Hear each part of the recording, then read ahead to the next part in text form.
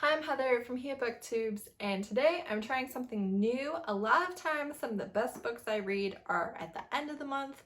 I read over 20 books a month, so that can be a long video. Not everybody's gonna make it through that video. So I thought, hey, I don't want some of the best books that I read to only be seen by the people who stick with me for 20 minutes. So I thought I would do the top 5 books that I read out of the month. I don't know if this will hurt my watch time or help it. Let me know what you think. In August, I read 30 books. I DNF'd 7. That left me with 23 that I finished.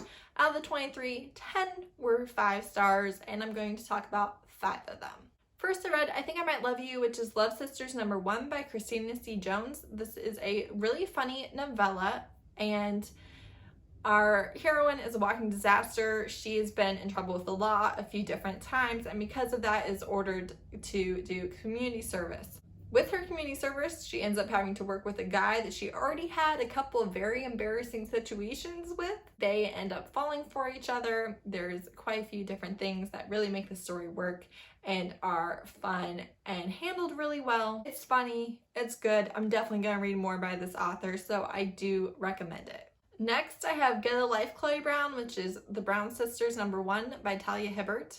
This is a very popular book on BookTube, so you've probably heard of it before, but just in case, Chloe has fibromyalgia and she has a brush with death. She wants to live, so she goes out to get herself a life, and in doing that, she meets Fred. He's the super for her new apartment. He's nice to everybody except her, and they are just prickling at each other and having issues.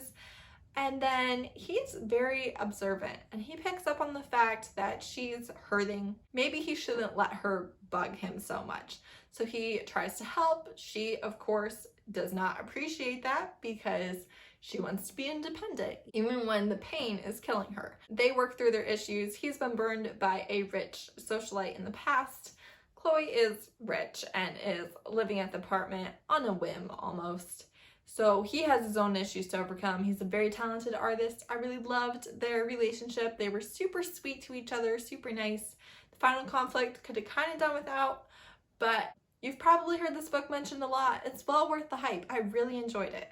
Next, I have Him by L.L. Ash. This is a best friend's dad trope. It's an age gap, and it also was super sweet. So sweet. One of the sweetest age gaps that I've read. It was very similar to Birthday Girl by Penelope Douglas, but I liked it better. This girl is a freshman in college, and so is her best friend. Her best friend has grown up living with her mother, and so our main character has never met her dad. They are going to end up living with him because she has a scholarship, and it doesn't cover housing and things like that, so she needs somewhere to stay. And he's really close to campus. He offers them both to live there. He wants to spend time with his daughter. He's more than happy to do it. No pervy intentions. Well, they're immediately attracted to each other, but they do not act on it right away, which I thought was realistic and important and healthy. I liked that she knew what she wanted out of life, that the age gap didn't bother her, that him being bothered by it didn't bother her. I thought that it was healthy and respectful and well done. Their main hang-up obviously was the age gap, but then also the fact that they care about her best friend and his daughter's feelings. Now, the best friend goes off the deep end a little bit and ends up leaving them to live alone. That's when things start happening. A little bit after that, I should say. They don't do a great job of telling the people that they love that they're together. So that's a lot of conflict. And the ending's a little bit weird because there's a lot of like double stuff between the two best friends, but one of the best friends is with the other one's dad. So to me, that was a little bit weird, but still 5 stars, super sweet. If you want an age gap with mature participants, this is a great read. My next one is Let Me Free You, which is McClain Brothers #4 by Alexandria House. This guy was so good. I liked him so much. After not really liking him all that much in the previous books, I wasn't sure, but he pulled through.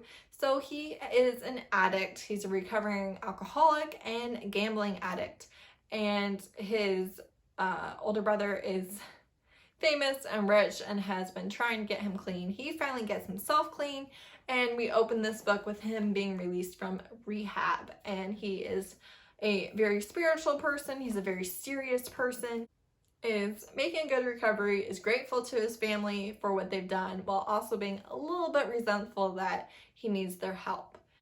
And then his brothers ask Neil to marry Sage. And Sage is a friend of their wives, and she is being deported. She has lived her entire life in America. However, her parents were here illegally, so she's being deported. She has asked her boyfriend to marry her, and he has flat out turned her down. And she is just horribly sad. Well, he agrees to the marriage of convenience, she agrees to it, and they end up having this amazing spiritual connection as well as a physical connection.